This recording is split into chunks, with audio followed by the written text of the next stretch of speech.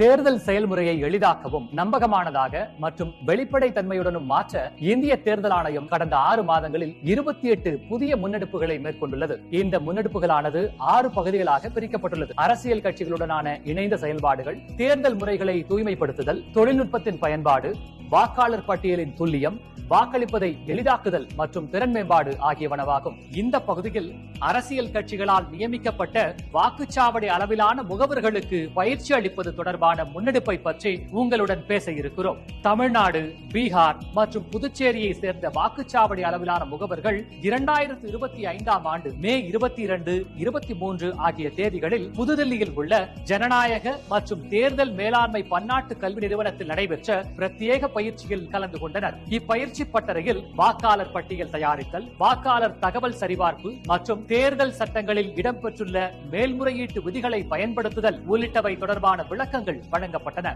தமிழ்நாட்டைச் சேர்ந்த 254 வாக்குச்சாவடி அளவிலான முகவர்களுக்கு இப்பயிற்சியில் பங்கு கொண்டு பயன்பெற்றனர். அடுத்த காணொலியில் இந்திய தேர்தல் ஆணையத்தால் மேற்கொள்ளப்பட்டுள்ள பிற முன்னெடுப்புகளை பற்றி காண்போம். இதுபோன்ற இந்திய தேர்தல் ஆணையம் தொடர்பான மேலும் புதிய தகவல்களுக்கு எங்களது அனைத்து சமூக ஊடக தளங்களை பின்தொடரவும் மற்றும் சப்ஸ்கிரைப் செய்யவும்.